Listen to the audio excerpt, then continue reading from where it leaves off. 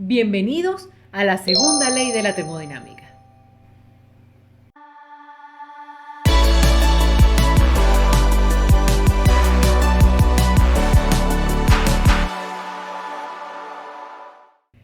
¿Qué estaremos estudiando hoy? Hoy estaremos estudiando la segunda ley de la termodinámica, para lo cual necesitaremos definir una serie de conceptos tales como máquinas térmicas, refrigeradores, bombas de calor, eficiencias y algunas cosas más que nos permitirán llegar a las expresiones de la segunda ley de la termodinámica, que no es más que una expresión que nos va a decir si el proceso que estamos estudiando es posible o no, según si el sistema es cerrado o el sistema es abierto. Y de manera similar a lo que hicimos con la primera ley de la termodinámica, vamos a estudiar unas simplificaciones de estas expresiones a través de los modelos estacionario y uniforme. ¿Y por qué esos modelos? Porque son los más utilizados y los que abarcan un número importante de aplicaciones que nosotros estudiamos en termodinámica básica.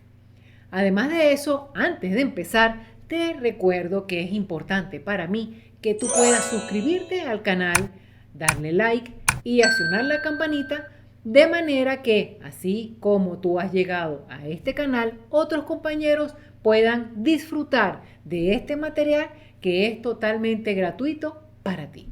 Así que sin más, empecemos.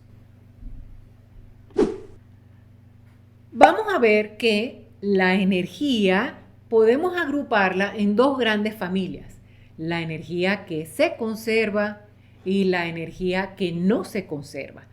Energía que se conserva, energía que no se conserva. Y ello constituye el universo de todos los procesos que podemos imaginar. La primera ley de la termodinámica no nos dice por sí sola cuándo un proceso es posible o no, por lo cual necesitamos de otra herramienta. Y aquí es que radica la importancia de la segunda ley de la termodinámica. Pero antes de pasar allá, necesitamos definir máquinas térmicas. Las máquinas térmicas no son más que un sistema cerrado que está constituido básicamente por un ciclo termodinámico y que la finalidad principal es intercambiar calor y trabajo con los alrededores. Podemos esquematizarlo de la manera que estamos viendo en pantalla. Una fuente de alta temperatura que nos permite liberar calor de tal manera que este calor sea consumido por la máquina térmica que estamos viendo aquí, para producir un trabajo. Y lo que no logra convertirse todo es un calor que se libera al ambiente a una temperatura de un reservorio de baja energía o de baja temperatura. Entonces, el reservorio lo vamos a definir como la fuente ilimitada de energía, tal que si nosotros retiramos o agregamos energía, no afecta su temperatura.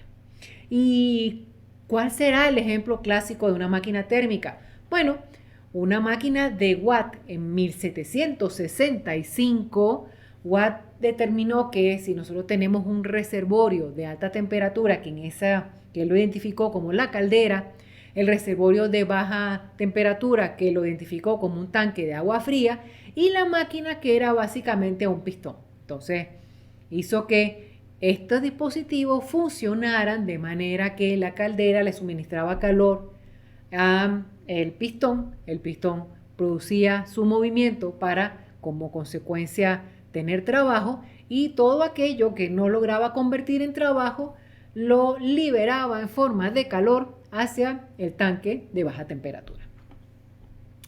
Y bueno, podemos decir que en la vida real la representación más sencilla de la máquina térmica la constituye el ciclo de Rankine, ¿ok? Y el ciclo de Rankine podemos identificar un reservorio de alta energía que proporciona calor hacia la caldera. La caldera acondiciona la línea, ¿ok?, que le sirvió de alimento, que es esta, para poder enviarla a una turbina que produce consecuentemente trabajo. Y lo que no logra convertir en trabajo va a una corriente que tiene su energía para ser enfriada a través de un condensador que libera calor al reservorio de baja temperatura y consecuentemente esa corriente que tiene unas características muy particulares tales que permite que pueda trabajar en una bomba. ¿Y cuáles son esas características? Bueno, que sea líquido, ¿verdad? Puede ser líquido saturado, puede ser líquido comprimido. Entonces aumente su presión para regresar a la alimentación de la caldera. Y así es como se define un ciclo de Rankine. Bueno, tenemos dos enunciados que nos definen los límites actuales para definir una máquina térmica.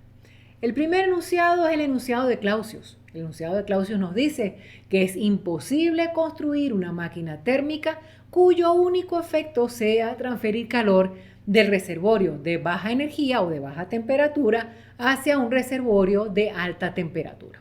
Es decir, invertir los sentidos de flujo tales como estamos viendo en la figura.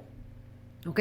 Y es así porque nosotros sabemos que en la naturaleza el sentido natural de flujo de energía es de algo que está más caliente a algo que está más frío.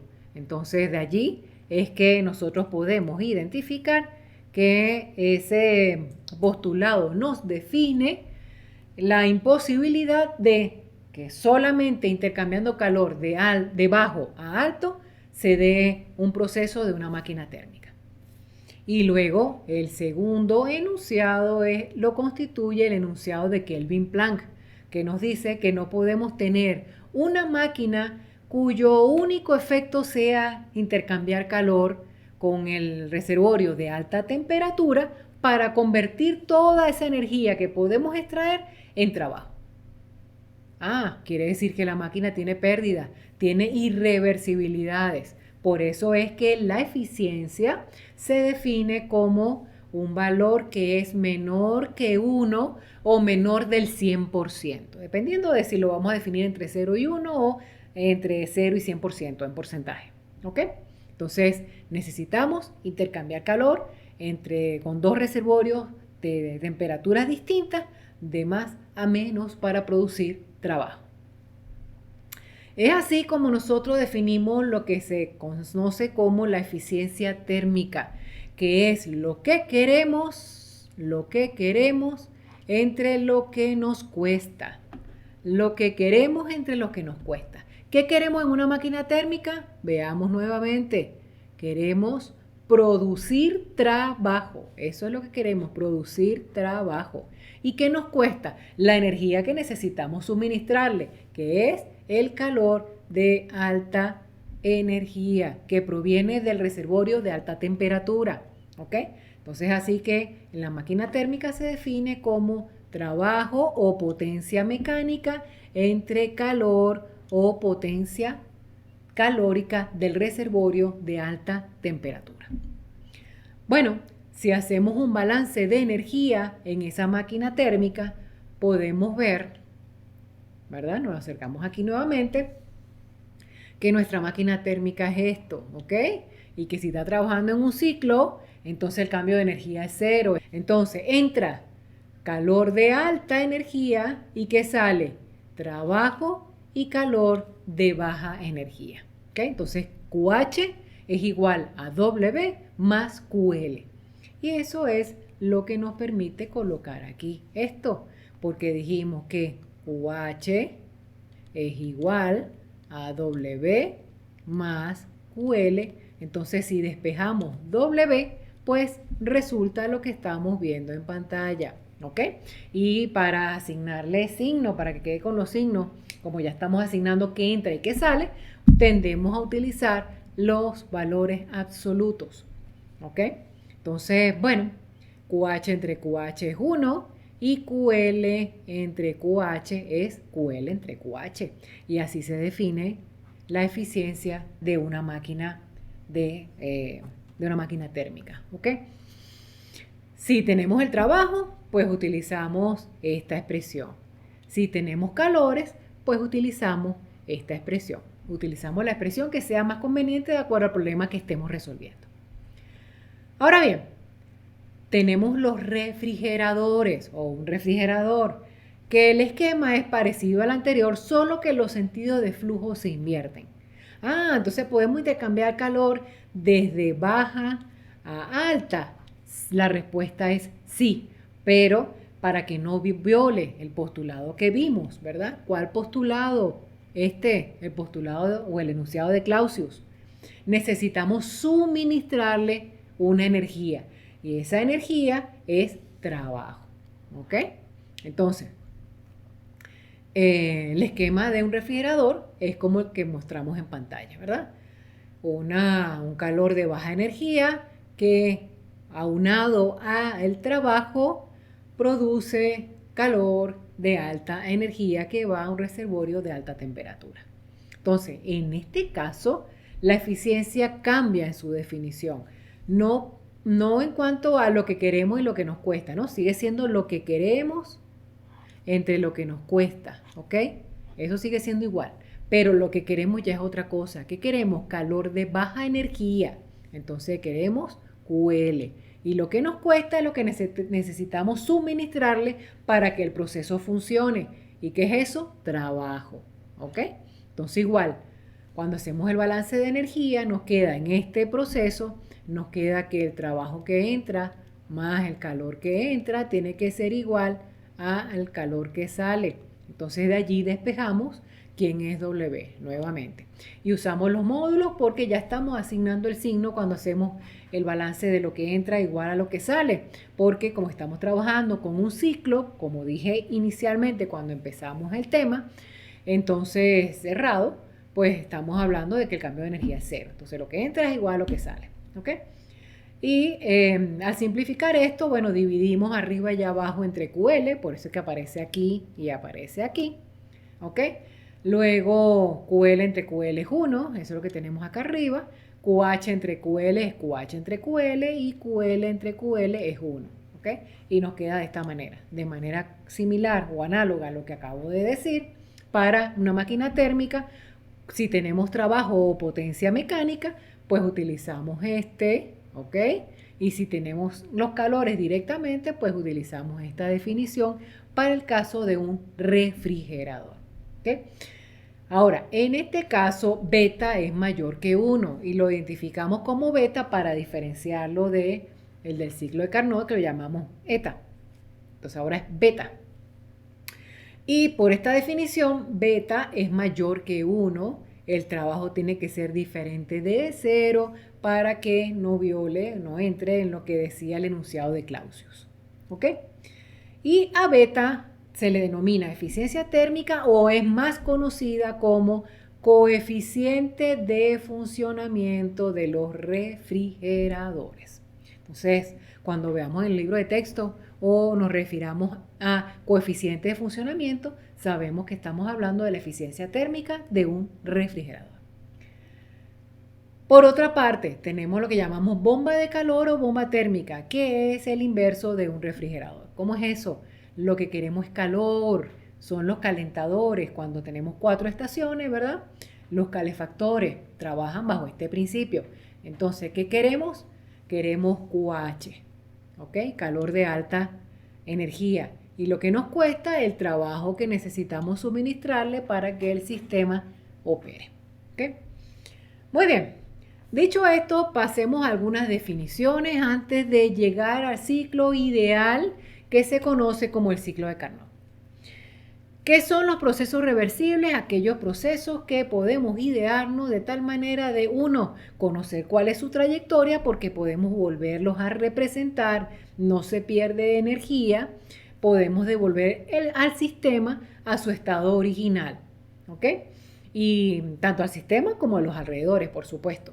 Entonces, las fricciones, las expansiones, las compresiones bruscas, la transferencia de calor y masa a través de la existencia de gradientes de temperatura, presión o concentración, son procesos que hacen que exista irreversibilidad. Son factores que hacen que exista irreversibilidad en un sistema, así como el mezclado, como la combustión, ¿ok? Son procesos que difícilmente puedo devolver, o imposible en algunos de los casos, a su estado inicial. puedo definir el estado de ida y de vuelta para ir de un punto inicial a un punto final y luego regresarme, pues. ¿Ok? Entonces son causantes de las irreversibilidades de un sistema. Ahora bien, entremos con procesos. El ciclo de Carnot es un ciclo ideal, ¿ok? Y normalmente se define para un fluido que tenga características de gas ideal. Por ello es que lo represento muy a la derecha del domo, ¿ok? No puede estar en el domo porque no es gas ideal. Gas ideal está en condiciones de presiones bajas o volúmenes tendiendo a infinito. Bien, entonces de allí que está representado donde estamos viendo, aquí. ¿Ok? Ahí. El ciclo de Carnot está constituido por dos trayectorias adiabáticas, que son como las trayectorias isotérmicas, pero tienen muchas más pendientes. Acá la estamos representando con el color naranja, trayectorias adiabáticas, y dos trayectorias isotérmicas, que las representamos en color morado, ¿ok? Las trayectorias isotérmicas. ¿Y qué es lo que pasa allí? Bueno, parto de un estado 1 a un estado 2 a través de el suministro de calor proveniente de un reservorio de alta energía. Él se expande, aumenta su volumen, por eso se mueve hacia la derecha, a temperatura constante. Luego llega al punto 2 y del punto 2 sigue expandiéndose, pero a través de una trayectoria adiabática hasta el punto 3, que tiene una temperatura TL. ¿Ok? Es decir, hasta la temperatura del reservorio de baja energía. Luego se comprime hasta el punto 4, disminuyendo su volumen, ¿ok? A una temperatura constante TL, liberando calor al reservorio de baja energía, ¿ok? Y luego de 4 a 1 se sigue comprimiendo, pero a través de una trayectoria adiabática. Y digo compresión porque estamos viendo que está disminuyendo el volumen, ¿ok? Este es un gráfico presión, volumen específico, ¿ok? Entonces, de allí que podemos decir que B2, el volumen 2 es mayor que el volumen 1 y que el volumen 3 es mayor que el volumen 4, ¿ok? Entonces, de allí lo que estamos hablando. Entonces, 1, 2, expansión isotérmica, 2, 3, expansión adiabática, 3, 4, compresión isotérmica y 4, 1, compresión adiabática. Esas son las 4 trayectorias que definen a un ciclo de Carnot. ¿Y qué vemos? Bueno, que el ciclo de Carnot es el ciclo más eficiente posible. La eficiencia la podemos definir como 1 menos QL entre QH si es un ciclo de potencia, ¿verdad? Y entonces, si es así, recordemos, ciclo de potencia, vamos a regresar para que vean, ¿ok? Aquí, ciclo de potencia, aquí, definición de eficiencia de un ciclo de potencia. Muy bien, 1 menos QL entre QH. Entonces, bueno, 1 menos QL entre QH, eso es lo que estamos viendo aquí. Entonces, ¿quién es QL? Donde libera calor para que se comprima de 3 hasta 4, es la isoterma inferior, ¿ok? Q, 3, 4. ¿Y quién es QH? Donde absorbe calor para expandirse, la trayectoria 1, 2. ¿Ok? Por eso es lo que estamos viendo aquí. Y como es un ciclo, recordemos que es cerrado porque no entra ni sale masa, ¿ok? Es un ciclo que cuando yo lo recorro, ¿ok? No entra ni sale masa, es un ciclo cerrado. Entonces, pero ¿cómo es que es un ciclo cerrado? Miren, ejemplo, recuerden, ranking, ciclo cerrado, ¿ok? Si yo tomo todo esto como volumen de control, como máquina térmica, no entra ni sale masa, ¿ok? En cada uno de los dispositivos que forman la máquina térmica, por supuesto que sí, pero mi máquina térmica es el conjunto de dispositivos, entonces ahí no entra ni sale masa. Idem aquí, ¿ok?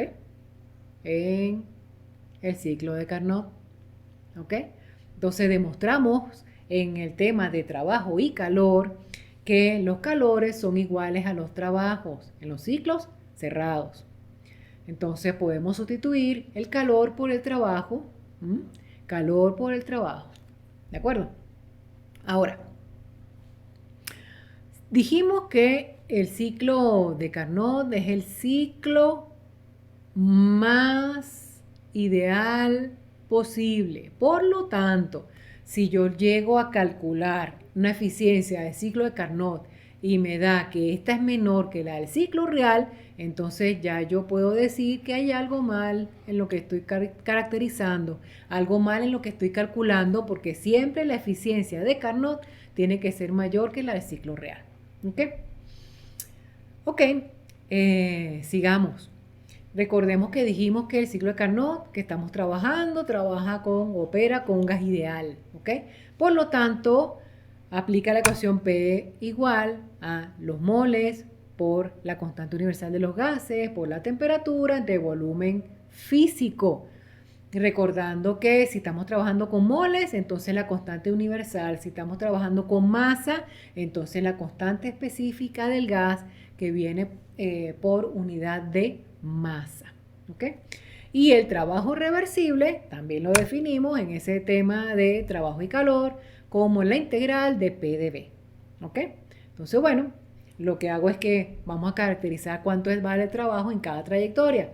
El trabajo de 1 a 2 será la integral de P de 1 a 2 de B, ¿verdad? La integral desde B1 hasta B2. ¿Y quién es la presión de 1 a 2? Pues serán los moles por R, ¿ok? Moles por R por la temperatura de, que existe entre 1 y 2, que es la temperatura de alta energía, aquí, alta energía, ¿ok?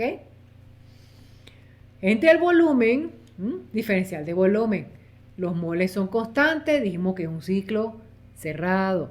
Moles son constantes, van para afuera. La constante universal de los gases también es constante, va para afuera. De 1 a 2 la temperatura se mantiene, se mueve en un proceso isotérmico, la temperatura va para afuera de la integral, a lo cual me queda solamente esta integral, V de B, diferencial de volumen entre el volumen. Y eso no es más que el logaritmo evaluado entre B1 y B2. Entonces, eso es logaritmo de B2 entre B1. ¿Ok? Y bueno, puedo escribir los moles en función de masa y peso molecular. Estos son los moles. ¿Ok? Y de esta manera tengo cuánto es el trabajo para ir de 1 a 2, dado por esta expresión. De la misma manera hago la integral de 3 a 4, solo que diría que la integral de 3 a 4 será la presión en esa trayectoria, ¿ok? Diferencial de volumen desde B3 hasta B4. Y como es gas ideal, entonces esta expresión la sustituyo por la ecuación de gas ideal, que serán los moles por R por la temperatura en el intervalo 3-4, que es la temperatura del reservorio de baja energía, 3-4 isotérmico, ¿ok? Por eso es que me queda TL entre volumen. Entonces, masa para afuera, los moles van para afuera, R fuera de la integral, temperatura de baja energía para afuera de la integral, y me quedará el logaritmo de B4 entre B3, que es lo que estamos viendo esta expresión una vez que yo integre. ¿Ok?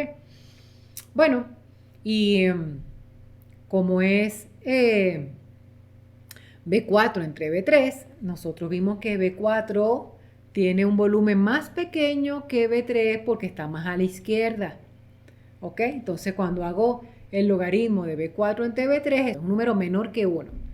Mientras que B2 entre B1 es un número mayor que 1. Entonces recordemos, módulos, porque estoy sustituyendo aquí en estas expresiones que tienen módulos, ¿ok? Entonces, recordemos, el módulo de X vale X cuando X es mayor que 0, vale 0 cuando X es igual a 0 y vale menos X cuando X es menor que 0, ¿ok? Entonces, bueno, eso hace que para yo quitar este módulo de aquí, ¿ok? Es un número negativo, entonces aplico esta definición, por eso es que me aparece este signo negativo acá. ¿Ok? Menos por menos más. Y me queda esto que estamos viendo aquí. ¿Ok? Que puedo simplificar aún más. ¿Cómo? Bueno, porque para los procesos isotérmicos habíamos visto que P por B era igual a una constante, porque para un gas ideal, ¿cómo queda? P por B igual a N RT. Si es isotérmico, no cambia en la trayectoria, entonces esto pasa a ser una constante. ¿Ok? Para los procesos adiabáticos, habíamos deducido que P por B a la N era igual a una constante. Entonces, bueno, analizo cada uno de los procesos que constituye el ciclo de Carnot. ¿Cuáles son esos? Para el proceso isotérmico 1, 2, entonces aplicará esta expresión P1B1 igual a P2B2. Para el proceso isotérmico 3, 4 igual P3B3 igual a P4B4. Pero para los procesos adiabáticos entre 2 y 3, entonces aplicará la expresión que habíamos obtenido para proceso adiabático P por B a la N igual a P por B a la N entre 2 y 3. Y lo mismo para el proceso 4, 1. ¿Ok? Entonces, ojo aquí, procesos adiabáticos y además reversibles y además gas ideal, habíamos dicho que son procesos politrópicos. ¿Ok? Y cada una de estas trayectorias se ven representadas a través de esta gráfica que la dibujé aquí abajo. ¿Ok? Entonces, las dos líneas que estoy marcando con verde son líneas adiabáticas, las dos líneas que estoy marcando con naranja, líneas isotérmicas. ¿Ok? Bueno, y de aquí yo amo esta ecuación 1, esta ecuación 2, esta ecuación 3, esta ecuación 4. ¿Qué hago? Multiplico 1 y 2 miembro a miembro, ¿ok? Entonces, este por este y este por este. Y es esta ecuación que estoy viendo aquí. Agrupo todo lo que es presión para un lado, todo lo que es volumen para otro lado, ¿ok? Y las expresiones 3 y 4, ¿qué hago? Divido esta entre esta y este entre este, ¿ok? Entonces, de esa manera, tengo esta expresión que estoy viendo aquí, de este lado. Dejo todos los volúmenes para un lado y todas las presiones para el otro lado. Cuando yo comparo ahora, ¿ok? Voy a cambiar de color para no confundir esto. Esta expresión con esta expresión que acabo de obtener, yo veo que P1, P3 entre P2 por P4 es igual a V2 por V4 entre V1, V3. Pero arriba me dice elevado a la 1 y abajo me dice elevado a la n. ¿Cómo es eso posible? ¿O cuándo eso es posible? Bueno, tenemos varios casos. El caso en el que n valga 1. Pero entonces estoy restringiendo la cantidad de compuestos a los cuales aplica eso. Porque tenemos compuestos cuyo CP entre CB, ¿verdad? Que es N, son diferentes. Por ejemplo, para gases monoatómicos es 1.4 o 1.8, ¿ok? Entonces ya no cumple con que N sea 1. No puede ser. Y el otro caso es que el producto B2, B4 entre B1, B3 sea igual a 1. Son factibles esta expresión, ¿ok? Que la relación de estos volúmenes multiplicados y divididos de esta manera es factible que sea igual a 1. Bueno, si es igual a 1, dentro de todas estas posibilidades, entonces lo escribo por aquí. Despejo quién es B4 entre B3, me queda que es B1 entre B2, que es lo mismo que B2 entre B1 elevado a la menos 1, y me voy a la ecuación que había obtenido aquí, ¿ok? De eficiencia, y sustituyo B4 entre B3 en función de B2 entre B1, ¿ok? Entonces eso es lo que dice aquí, B4 entre B3, aquí, eso es B2 entre B1 elevado a la menos 1. Por propiedad del logaritmo, el menos 1 va para allá, para afuera, queda negativo aquí. Puedo simplificar los logaritmos y me queda esto. Entonces, para ciclo de Carnot, la eficiencia de máquina térmica se define de esta forma. ¿Ok? 1 menos TL entre TH, donde hay que tener cuidado y considerar que los valores de temperatura son absolutos. ¿Por qué? Porque utilizamos la ecuación de estado de gas ideal y todas las ecuaciones de estado van con presiones absolutas y temperaturas absolutas. Entonces, en este caso que estamos utilizando la variable temperatura que proviene de una ecuación de estado, temperaturas absolutas. ¿Ok? Ok, y esto es lo que yo decía, ¿eh? Entonces yo puedo tener una máquina térmica que puede estar constituida por todos estos dispositivos, no importa quiénes sean, intercambiando calor con QH y con QL. ¿Okay? Entonces en un ciclo real lo vamos a definir en términos de trabajos o en términos de calores, mientras que en el ciclo de Carnot lo vamos a sustituir en términos de las temperaturas y siempre se tiene que cumplir esto, ¿okay? Que la eficiencia del ciclo real es menor que la del ciclo de Carnot para un ciclo de potencia. ¿Ok? Y esta igualdad se conoce como relación de Kelvin para el ciclo de Carnot. ¿Ok? Entonces, bueno, podemos ilustrar con un ejemplo. Queremos producir una refrigeración a menos 30 grados centígrados. Para ello se dispone de un reservorio a una temperatura de 200 y una temperatura ambiente de 30. ¿Ok? Eso es lo que estoy poniendo aquí, 200 y 30. Además, el trabajo debe ser hecho por una máquina térmica que opere entre los reservorios de 200 y el ambiente. ¿Ok? Reservorio, ambiente. Para ser aprovechado este trabajo por el refrigerador, entonces pintamos aquí un refrigerador que aprovecha el trabajo de la máquina térmica. ¿Ok? Ese es el trabajo que está entrando aquí. Determine el radio de calor transferido desde el reservorio de alta temperatura al calor transferido al refrigerador, asumiendo, ¿okay? Que todos los procesos son reversibles y que, bueno, que tenemos máquinas que son reversibles. ¿Ok?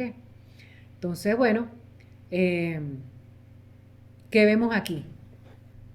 En principio, ¿ok? Las máquinas son reversibles. Podríamos pensar esto, pero no es así porque no es una máquina térmica directamente. Tenemos dos máquinas, una definida como potencia, ciclo de potencia, y la otra como un refrigerador. Entonces, en el medio hay un reservorio de 30, por lo tanto tenemos que ver cada dispositivo por separado. ¿Ok? Entonces vemos primero esta parte del proceso y luego vemos esta parte del proceso, porque son procesos distintos. ¿Okay? Entonces, bueno, definimos la eficiencia del ciclo superior como el trabajo entre QH, y ahí despejamos el trabajo. Y del ciclo inferior, que es el de refrigeración, lo que queremos es el calor de baja, entre lo que nos cuesta, que es el trabajo, despejamos el trabajo. Y como estos dos trabajos tienen que ser iguales, entonces igualamos. ¿Por qué? Porque el trabajo de uno es el que aprovecha el otro. Entonces me queda esta expresión que depende, ¿ok? Aquí QH, QL', depende de las eficiencias, ¿ok? Entonces necesitamos calcular esas eficiencias, ¿ok?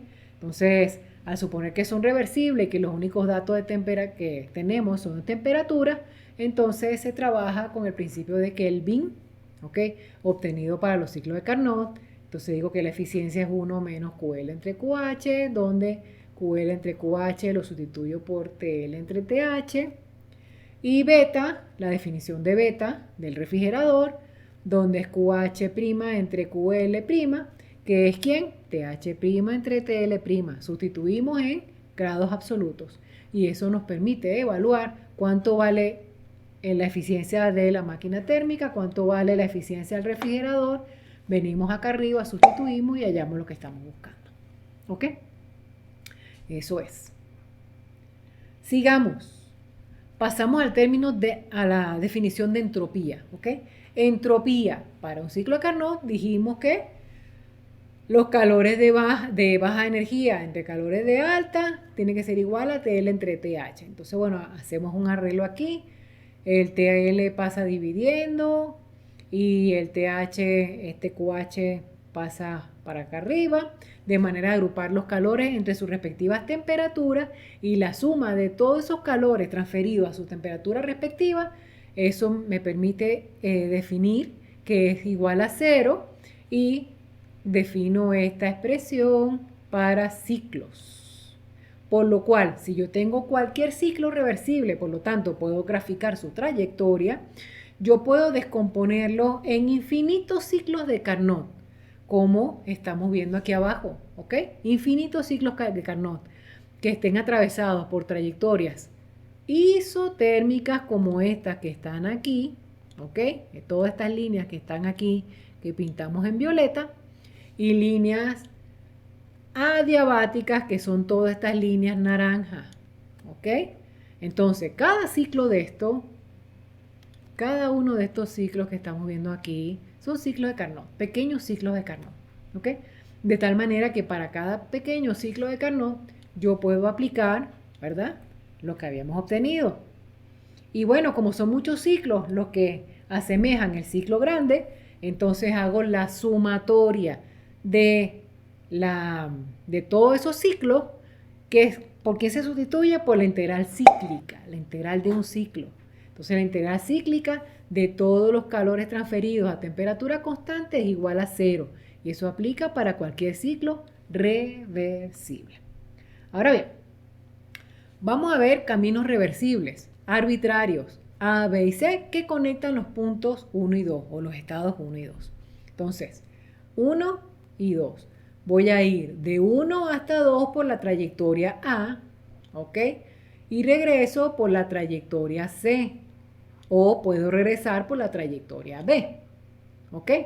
Similar a como dedujimos la primera ley de la termodinámica para sistemas cerrados. Entonces, bueno, consideramos el ciclo AB y consideramos el ciclo AC, ¿ok? Descomponemos nuestra integral cíclica en las trayectorias que lo definen. ¿Quién es?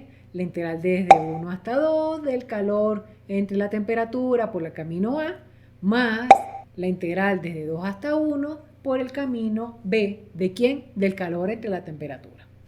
Y lo mismo para el camino AC, donde las trayectorias serán A y en la vuelta por el camino C.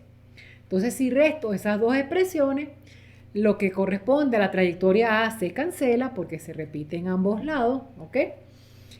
Y luego me va a quedar solamente que la trayectoria B y la trayectoria C, el calor transferido a temperatura constante, la integral para ir de 2 hasta 1 es el mismo valor.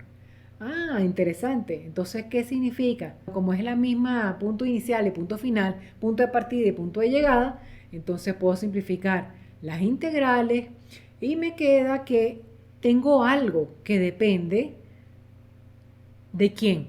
Del calor y la temperatura, pero es independiente del camino, no depende ni de B ni de C porque son iguales.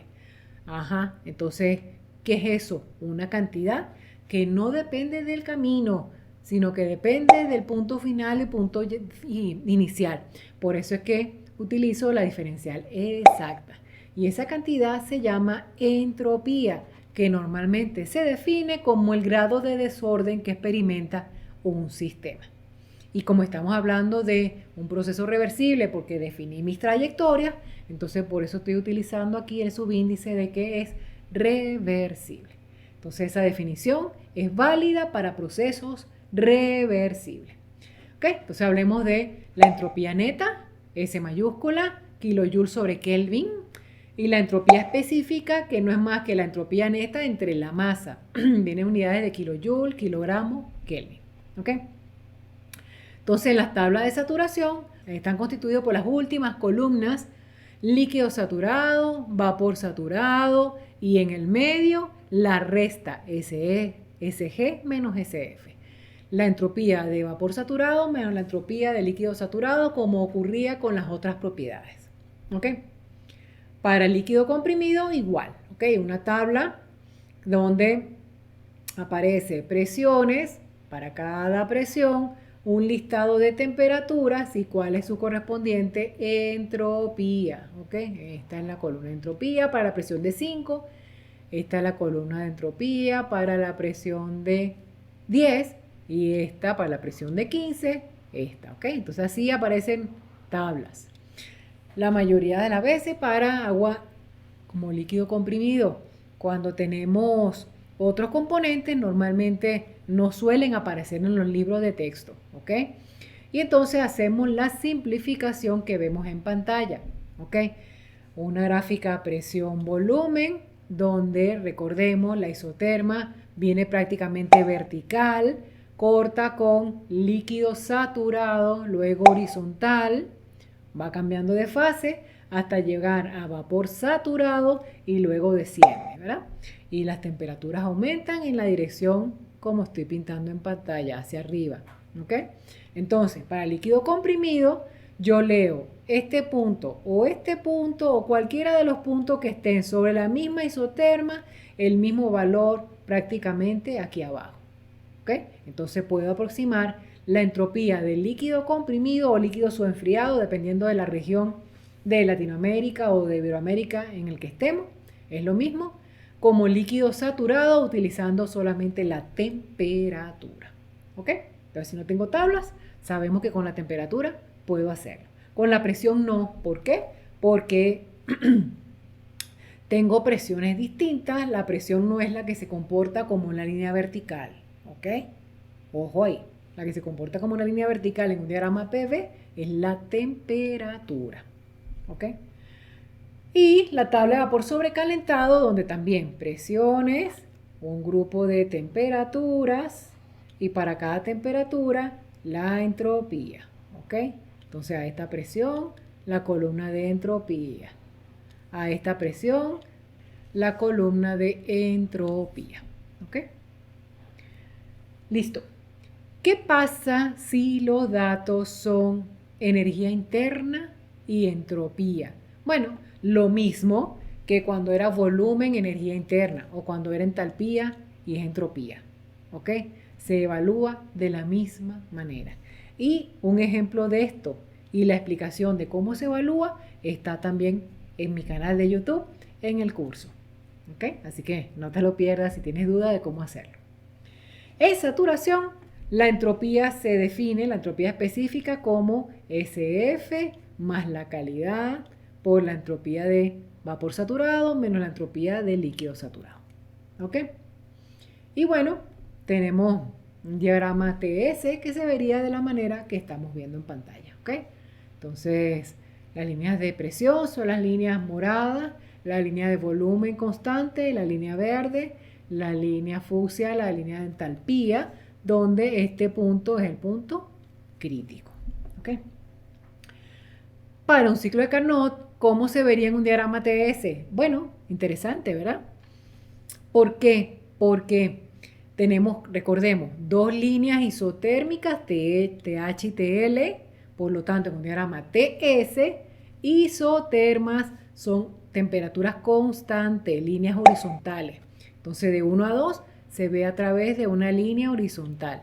De 3 a 4 a través de una línea horizontal, ¿ok? De derecha a izquierda, 3, 4, y de 1 a 2 de izquierda a derecha. ¿Por qué? Porque de 1 a 2 se expande, por lo tanto aumenta el volumen, por lo tanto aumenta la entropía, ¿ok? Y de 3 a 4 se comprime, por lo tanto disminuye la entropía, ¿ok? Hacemos que el grado de desorden disminuya. Bien, mientras que de 2 a 3, ¿ok? Es adiabático. Entonces dijimos adiabático. Reversible, ¿ok? Si es adiabático y es reversible, entonces con la expresión que obtuvimos antes, tenemos que el cambio de entropía es 0, ¿ok? Entonces la entropía es constante. Entonces una línea vertical que en el caso de 2 a 3 va hacia abajo y en el caso de 4 a 1 va hacia arriba, ¿ok? De 2 a 3 va hacia abajo, ¿por qué? Porque aumenta el volumen, ¿ok? Y va, perfecto, aumenta el volumen, pero además de eso disminuye su temperatura. Entonces 2 tiene que disminuir su temperatura desde TH hasta TL. Y de 4 a 1 aumenta su temperatura desde TL hasta TH. Por eso es que va hacia arriba, ¿ok? Entonces, la entropía en 1 y 4 son las mismas, la entropía en 2 y 3 son las mismas. Y así se ve un diagrama correspondiente a un ciclo de Carnot en un diagrama TS. ¿Ok? Bueno, y veamos aquí unas cosas más. Bueno, para la trayectoria 1-2, lo que dijimos, ¿ok? Decimos que el cambio de entropía es igual a el calor entre la temperatura. 1-2 es a temperatura TH, por eso que coloco aquí TH, ¿ok? Y ahí es donde absorbe calor, miremoslo aquí, absorbe calor, aquí, esto es QH, ¿ok? Entonces podemos despejar el calor. Mientras que aquí este es QL, ¿ok? Entonces de 3 a 4 para que se comprima. Entonces a temperatura constante TL. Entonces de ahí puedo despejar quién es QL, ¿ok? Y cuando despejo o integro para hallar los calores, bueno, si la temperatura es constante va afuera y me queda cambio de entropía, ¿ok? Y se expresa de las maneras como estábamos viendo aquí, ¿ok? Ahora, nosotros dijimos, en un diagrama PV yo puedo representar el trabajo. En un diagrama TS, con las expresiones que acabo de ver, yo puedo representar el calor. Y si fuera un ciclo, entonces yo viera algo así, ¿ok? Que eso está más adelante. Un ciclo, ciclo. Y entonces aquí, pues el correspondiente ciclo para TS. Y aquí sería PV. PV y TS. ¿Ok? Ok. Bueno, diagrama de Molière. El diagrama de Molière es un diagrama que es ampliamente utilizado por las personas que trabajan en refrigeración por lo conveniente de tener la entalpía y la entropía graficados tal que me permitan evaluar rápidamente las condiciones de temperatura, que es lo que normalmente necesito, o presión. ¿Ok? Y lo usan tanto los que trabajan con máquinas térmicas como los que trabajan con refrigeración, pero sobre todo en refrigeración. ¿Ok? ¿Cuáles son las relaciones entre la entropía y otras propiedades? Bueno, la primera ley nos dice que para el sistema cerrado, calor menos trabajo es delta U. Para un proceso que es reversible, dijimos que el calor es TdS y dijimos que el trabajo es PdV. Sustituimos en la ecuación de la primera ley, dividimos entre la masa y llegamos a esta expresión. ¿Okay? Y en el caso de la entalpía la habíamos definido como la energía interna más la presión por el volumen, dividiendo entre la masa cantidades intensivas. Y luego si diferenciamos esta última ecuación, nos va a quedar diferencial de U más el diferencial de la presión por el volumen, que es la diferencial de un producto, ¿ok? Donde la U, el cambio de U, sustituyó la primera ley, ¿ok? ¿Cuál? La que habíamos obtenido aquí, ¿verdad? Primera ley en términos de entropía y volumen específico a través de estas expresiones que sustituimos, ¿ok? Entonces, esto es de U, simplificamos PdV y nos queda esta expresión que está aquí, ¿ok? Entonces, para un gas ideal, dijimos que el volumen específico era RT entre P y dijimos que DH era CP dt. Sustituyo en esa expresión, ¿ok? DH, esto es DH, ¿ok? Esto es V, volumen específico, ¿ok? Paso este término para este lado y despejo la entropía, ¿ok? Con lo cual la temperatura pasa dividiendo. Me queda esta expresión, simplifico, me queda la expresión de entropía, la cual integro. Entonces, desde S de referencia hasta un S cualquiera, desde T de referencia hasta una T cualquiera, desde P de referencia hasta una P cualquiera y arriba para afuera porque la constante es una constante. ¿Ok? Integro y fin, ¿no? Entonces, para un gas ideal tenemos una expresión que nos permite calcular la entropía. Ojo aquí. Aquí el CP sustituye un polinomio, al menos que sepa que CP es constante. Si la capacidad calorífica a presión constante es constante, entonces lo sustituyo, saco de mi integral, integro y me queda el logaritmo de t. ¿Ok? Pero si no, va un polinomio. Entonces, como a nivel de termodinámica básica, la mayoría de los problemas se supone que CP es constante, porque cuando se ve termodinámica 2 o la segunda termodinámica o termodinámica de cambio de fase o la termodinámica de simplemente que evaluamos todo con ecuaciones de estado, ¿ok? Entonces, al evaluar todo con ecuaciones de estado, pues tenemos las ecuaciones que nos permiten calcular o relacionar las propiedades, ¿ok? Porque todo lo vamos a hacer con ecuaciones. Entonces, en esa termodinámica, pues el CP es un polinomio, lo sustituyo y lo integro. Ahora, a nivel de termodinámica 1, muchos de los problemas los profesores los simplifican y dice suponga CP constante.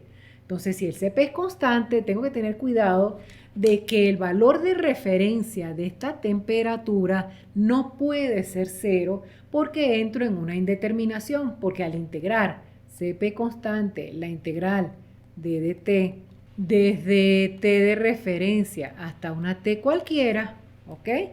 Entonces me va a quedar que este pedacito, A de t, me queda el logaritmo, ok, CP por aquí, logaritmo de t entre t de referencia y este valor no puede ser 0, ok. Entonces, mi recomendación es que siempre suponga un valor de referencia distinto de 0, supongan 1, no pasa nada, ¿ok? Para que no entre en la indeterminación en el caso en el que trabajen con el CP o el CV constante, ¿ok? Entonces, por eso que les coloqué 1 aquí. S de referencia puede ser 0, no pasa nada. U de referencia puede ser 0, no pasa nada. P de referencia 1 kilopascal, una atmósfera, lo que ustedes quieran. Siempre tienen que tener cuidado en qué unidades están trabajando todo, ¿ok? Que sean consistentes. Entonces, cuando hago esto, automáticamente el volumen de referencia está fijo, porque si estoy trabajando con la ecuación de gas ideal, ¿verdad? Fijé P de referencia, fijé T de referencia, entonces la B de referencia queda atada, ¿ok? Por esta expresión. Y si fijé la U de referencia, a través de la relación de que H es igual a U más PV, que es la definición de entalpía, U de referencia ya está fijo, P por V de referencia no es más que RT de referencia, que también está fijo, entonces H de referencia está fijo. Entonces, o fijo U de referencia o fijo H de referencia, pero no puedo fijar los dos porque uno depende del otro. ¿Okay? Entonces puedo obtener inconsistencia.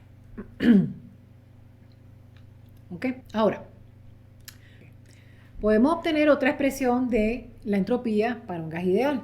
Entonces, para ello partimos de la primera ley, calor menos trabajo igual a delta U. Para un proceso reversible dijimos que el calor era esto y el trabajo es PdV y el calor es TdS. Sustituimos en la primera ley, con lo cual tenemos esto así, dividimos entre la masa, tenemos las cantidades intensivas, la presión sustituimos por la ecuación de gas ideal y el cambio de energía interna por CV de T, que dijimos que para un gas ideal aplica, esa es la expresión que aplica. ¿Ok? ¿Por qué? Porque la energía interna solo depende de la temperatura. Entonces sustituyo, esto es de U, ¿ok? Esto que está aquí es P.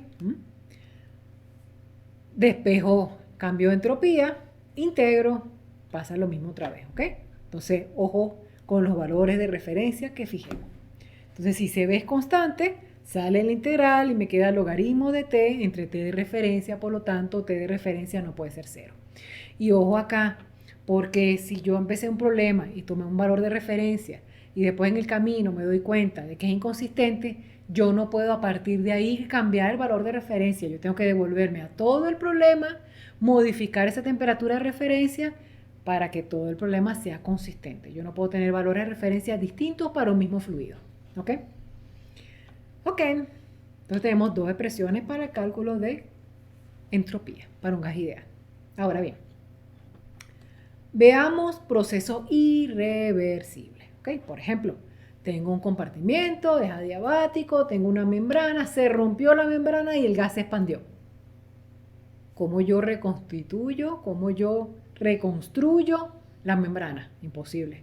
Entonces el proceso es irreversible, además de que está asociado con una expansión brusca. No puedo definir los caminos entre 1 y 2. Por eso es que vemos signo de interrogación tanto en esta gráfica como en esta gráfica. ¿Ok? Ok. Mientras que si el proceso es lento, el pistón se mueve lentamente, puedo establecer cuál es la trayectoria, puedo definir un camino entre 1 y 2, bien sea graficando PV o temperatura entropía. ¿Ok? Entonces, cuando el proceso es reversible, intercambia calor, ¿ok? Y produce mayor cantidad de trabajo. Desde un mismo estado inicial a un mismo estado final, el proceso reversible siempre produce más trabajo que uno irreversible. Y el calor reversible siempre se produce más en una máquina reversible que en una irreversible. Y de allí que surge lo que se conoce como la desigualdad de Clausius. ¿Qué nos dice la desigualdad? Que el cambio de entropía es mayor o igual que la cantidad de calor transferido a temperatura constante. Será mayor para los procesos irreversibles y será igual para los procesos reversibles. Así, llegamos al cambio de entropía en sistemas cerrados. Consideremos ahora un proceso adiabático entre los puntos 1 y 2. ¿Ok? Entonces pinto 1 y 2. Voy de 2 hasta A por un camino reversible adiabático. De A hasta 1 por un camino reversible isotérmico. Y de 1 a 2 por un camino irreversible adiabático, el cual punteo porque no sé el camino, porque estoy diciendo que es irreversible. ¿Okay? Entonces la línea que une los puntos 1 y 2, por ser irreversible, no se puede graficar. ¿Ok? Entonces digo que para el ciclo completo, el cambio de entropía es igual a 0 porque es un ciclo cerrado, es un ciclo, ¿ok? Sistema cerrado. Entonces me queda S2 menos S1 más SA menos S2 más S1 menos SA. Tengo que tomar el cambio de entropía de cada trayectoria. Voy desde 2 hasta A, por eso es A menos 2. Voy desde A hasta 1, por eso es 1 menos A. Y voy desde 1 hasta 2, por eso es 2 hasta 1. ¿Ok? Por eso son los signos que tenemos aquí. Entonces, de 2 a 1, ¿ok? Como es irreversible, el cambio de entropía tiene que ser mayor que 0. ¿De dónde saqué eso? De la desigualdad de Clausius. ¿Ok? Como es irreversible, pero es adiabático, es mayor que 0. Se cumple la desigualdad. ¿Ok? De A hasta 2, mejor dicho, de 2 hasta A, ¿ok? Es reversible y adiabático, por eso es que es igual a 0. ¿Ok? Bueno, hay calor y es igual porque es reversible. Y de A hasta 1 no sabemos qué es. Por eso es que pintamos aquí el signo de interrogación. ¿Quién será? ¿Ok? Entonces, la primera ley dice que para un ciclo el trabajo neto es igual a calor transferido, lo que implica que para el ciclo descrito el calor neto del ciclo no puede ser positivo. ¿Ok? Entonces, por ende, S1 menos SA tiene que ser menor o igual que 0, de tal manera que la integral de los calores tiene que ser igual a este calor desde A hasta 1 y eso es menor o igual que 0. Entonces, como el camino A1 es reversible, es isotérmico, se cumple lo de la desigualdad menor o igual que 0. ¿Ok? Mientras que para el camino 2A dijimos que es reversible y adiabático, por eso es 0, y para el camino 1A como es adiabático pero es irreversible, entonces mayor o igual que 0. ¿Ok? Entonces ahí tenemos el signo. Interesante. Entonces para un camino cerrado y un proceso adiabático, el cambio de entropía es mayor que o igual que 0. ¿Ok? Ok. ¿Qué nos dice entonces? ¿Cómo podemos escribir nuestra segunda ley para un sistema cerrado? El cambio de entropía, que es delta S, va a ser igual a la entropía que entra y o sale del sistema, que es calor entre la temperatura, pero como está integrado, por eso es que va con la integral, más lo que se genera de entropía, que es sigma. Y ese sigma es lo que se conoce como irreversibilidad. Entonces, esta ecuación o esta es lo mismo, esta ya lo habíamos escrito, pero si queremos eliminarnos el signo de desigualdad, pues tenemos que escribir ese factor que es el que causa la irreversibilidad, ¿ok? Que es el que causa esas pérdidas. Entonces ese factor tiene que ser igual a 0 para que el proceso sea posible y además reversible, o mayor que 0 para que sea posible e irreversible. Porque si es menor que 0 es imposible y el proceso no se puede dar. Ahí tenemos la primera restricción. Entonces tenemos un sistema cerrado y calculamos el sigma. Si el sigma nos da menor que 0, el proceso es imposible. Yo puedo evaluar a través de la primera ley todo lo que yo quiera para ese sistema, pero si el sigma me da menor que 0, el proceso es imposible. ¿Ok? Pero además tiene que cumplirse porque estoy alterando el medio ambiente, ¿verdad? Entonces, cuidado aquí, que delta S del universo sea mayor que 0. ¿Y quién? Mayor o igual que 0. ¿Y quién es el delta S del universo? ¿Quién constituye el universo? El sistema más los alrededores. ¿Ok? Listo. Entonces ahí tenemos nuestras restricciones. Nosotros decíamos la primera ley nos permite evaluar todo lo que queramos, pero no nos dice si el proceso es posible o no. Aquí están las restricciones. Para el caso de un sistema cerrado. En el caso de un sistema abierto, como estamos viendo en pantalla, el balance cambia porque tenemos que considerar lo que entra y lo que sale del sistema. Entonces, el balance, ¿cómo se define? Como la generación de entropía, que denotamos sigma punto, ¿ok? Entropía que se acumula, igual a la entropía que se acumula, que es la variación de la entropía total con respecto al tiempo, y la entropía total no es más que la masa por la entropía, ¿ok?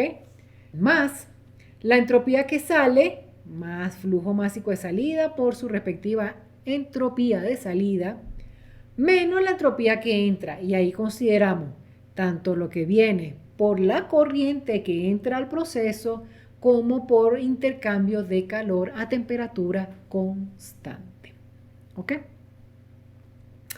Y aquí lo que menciono es esto. Si es una máquina térmica, yo puedo tener diversos dispositivos, no importa quién es. Entonces tengo un calor de alta, un calor de baja, y la sumatoria de todos los calores son los calores que están intercambiando con el sistema. ¿Ok? Entonces, cuando yo trabajo esto, que estoy resolviendo problemas, ¿ok? Va calor, ¿verdad? Del reservorio de alta entre la temperatura de alta, calor del reservorio de baja entre la temperatura de baja. Grados absolutos. ¿Ok? Y los signos, si estoy parado como sistema, entonces los signos cambian. ¿Por qué? Porque para el sistema QH está entrando. ¿Ok? Pero para los alrededores sale. Para aquí abajo en QL sale. ¿Ok? Entonces cuidado con los signos que nosotros estemos evaluando. Si por ejemplo nos dicen de la caldera hay un calor que entra igual a tanto, ¿ok? O que proviene de los alrededores igual a tanto. Entonces cuidado ahí. Sabemos que si entra a la caldera tiene que ser positivo. Si está saliendo de un condensador tiene que ser negativo. ¿Ok? Ok, entonces, nuevamente, sigma punto, de manera similar a lo que teníamos arriba, cuando tenemos sigma punto, ¿qué tenemos? Aquí, ¿qué tenemos? Que si es mayor que 0, el proceso es posible, pero irreversible. Si es igual a 0, posible, ¿ok? Y además reversible. Y si es menor que 0, el proceso es imposible. Entonces, la segunda ley la podemos escribir así o con la desigualdad. ¿Ok? Cualquiera de las dos maneras es perfectamente válida. Lo único es que el sigma nos permite a nosotros evaluar de una vez, ver rápidamente si el proceso es posible o no, pero la de abajo también, porque calculamos todo lo que está del lado izquierdo y si es mayor que igual que 0, perfecto, pero si es menor, el proceso es imposible. ¿Ok? ¿Y qué causa los cambios de entropía? El transporte de materia, el intercambio de calor y las irreversibilidades propias del sistema, por ejemplo, una fricción. ¿Ok? Ok, sigamos. Recordemos la expresión que habíamos obtenido previamente, cambio de entropía igual a TdS más BDP. ¿Ok? Para el proceso adiabático dijimos que TdS es igual a 0, ¿ok? Por lo tanto, pues calor es 0, ¿ok? Estamos hablando del proceso que si es reversible, pues queda de esa manera. Y entonces este término es 0 y me queda solamente BDP. Entonces, si yo integro me queda esta expresión, con lo cual necesito una expresión de cómo cambia el volumen con la presión para poder integrar. Entonces, en el caso que el volumen sea constante, sale de mi integral y me queda V por diferencia de presiones, como vamos a ver más adelante. Vamos a ver un poquito más adelante. Y eso es el caso de las bombas, ¿ok? Entonces, miren, la primera ley de la termodinámica, que aplica para sistemas estacionarios, nos dice que el calor más la masa que entra en entropía de entrada, masa salida en entropía de salida, menos trabajo, igual a cero, cuando el sistema es estacionario, ¿verdad?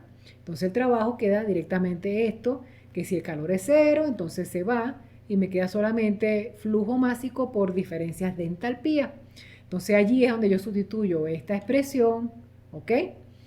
Que como viene como salida menos entrada y aquí queda como entrada menos salida, lo invierto, de ahí el signo negativo que aparece aquí, ¿ok? Sustituyo salida menos entrada por esta expresión y me queda lo que estamos viendo. Entonces, como decía, si el volumen es constante, como aproximadamente se puede hacer en las bombas, el volumen va fuera de mi integral y me va a quedar V por presión de entrada menos la presión de salida.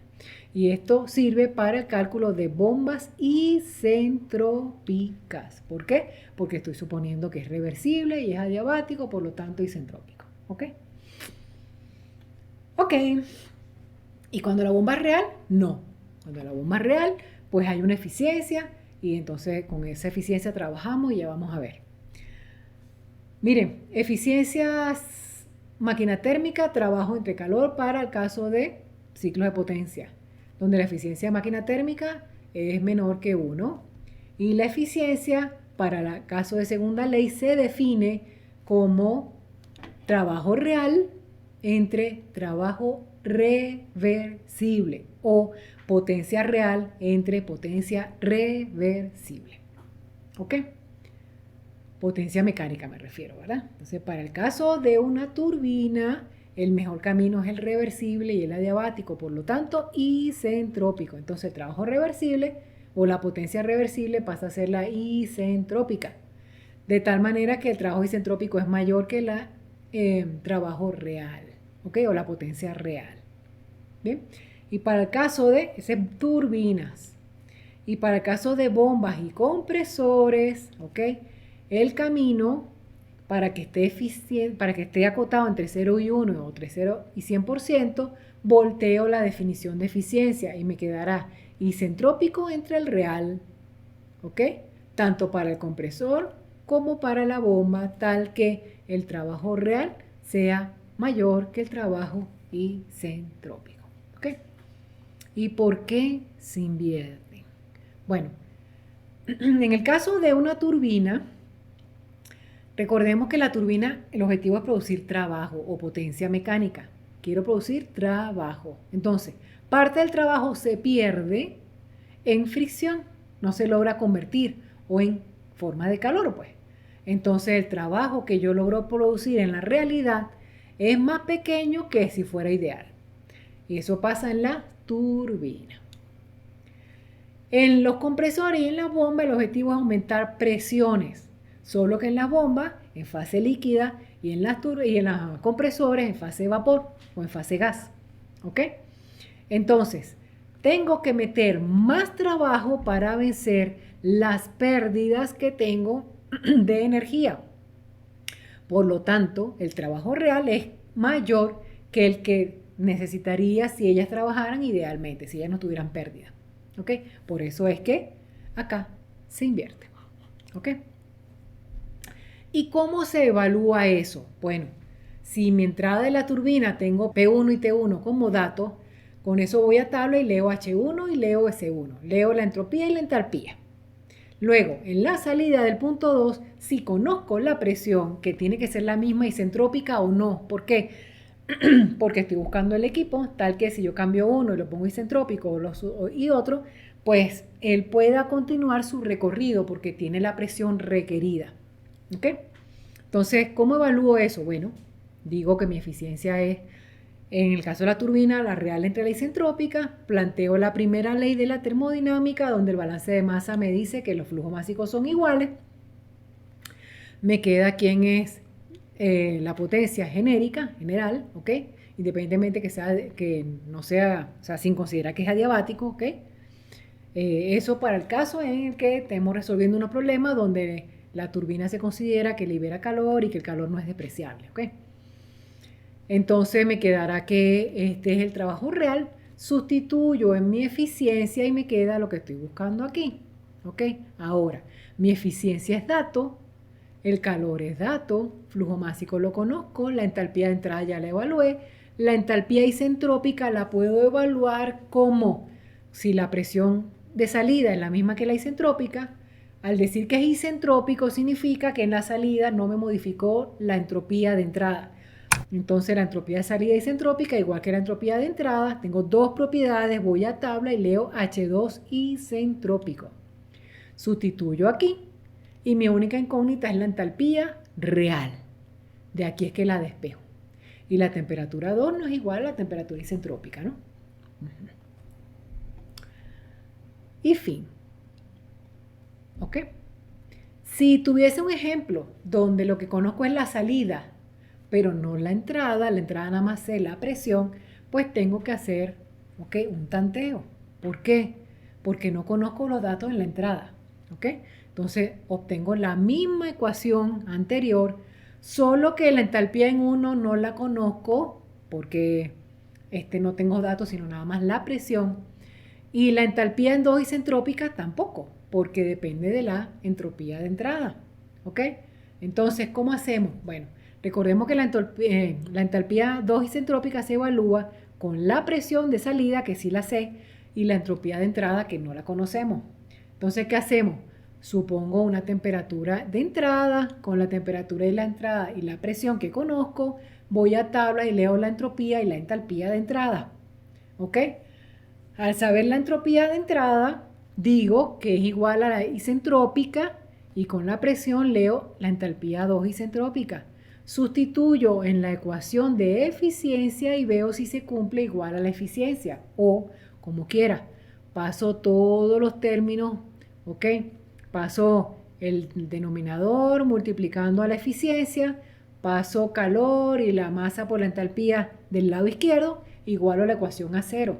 Y veo cuando la ecuación se hace igual a cero. Cualquiera de los dos procedimientos es lo mismo. En el momento en el que la ecuación se haga cero, termino mi tanteo. Si no es igual a cero, supongo otro valor de temperatura y vuelvo a repetir el procedimiento hasta que f, la función f, que es la misma ecuación esta, un poco arreglada, sea igual a cero. ¿Ok? O hasta que la eficiencia calculada, usando esta ecuación tal cual como está, menos la eficiencia de datos sea igual a cero, como queramos. ¿Ok? Y en ese caso es un tanteo. Y lo mismo pasa para el caso de bombas y el caso de compresores. El procedimiento es el mismo, solo que como la eficiencia se define al revés, isentrópico entre el real, ¿ok? Los valores pues quedan invertidos, la presión queda invertida. ¿Ok? Ok, bueno, entonces dijimos que mi segunda ley para el sistema abierto queda de esta manera, ¿ok? Y que cuando aplicamos ahora modelo estacionario, la acumulación no existe, porque esa es una de las consideraciones del modelo estacionario. Por eso es el cero que está aquí, ¿ok? Y me queda la ecuación que estamos viendo aquí. Y cuando estamos hablando de modelo uniforme, proceso con comienzo y fin, aplica normalmente cuando hay llenado y o vaciado de recipientes.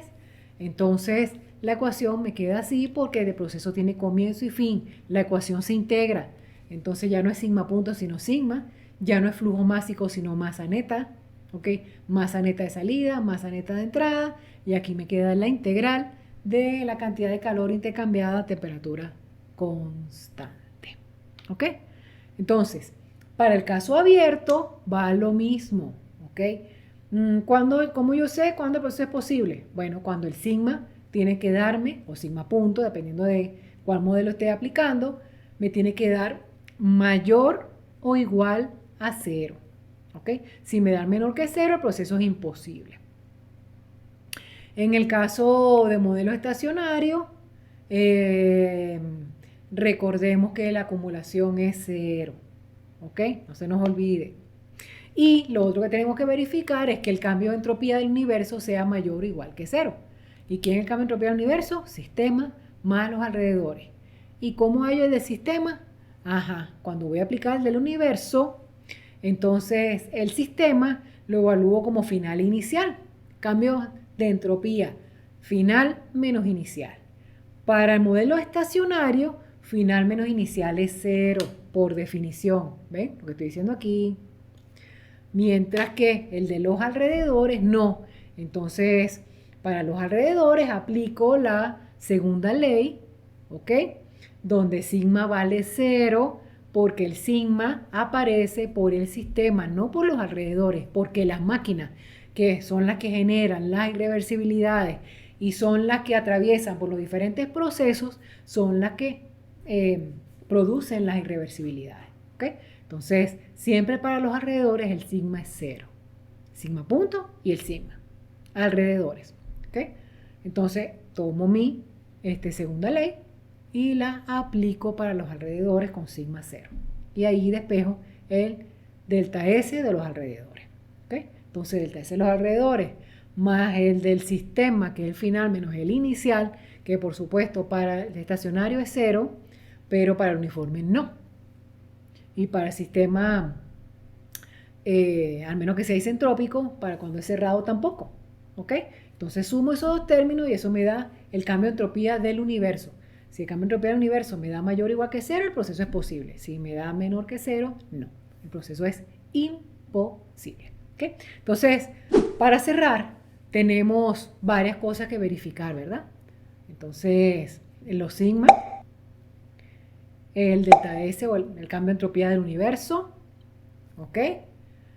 Y que la eficiencia del ciclo de Carnot siempre sea mayor que la del ciclo real, ¿ok? Así que ya nos amarraron las manos para saber si el proceso es posible o no.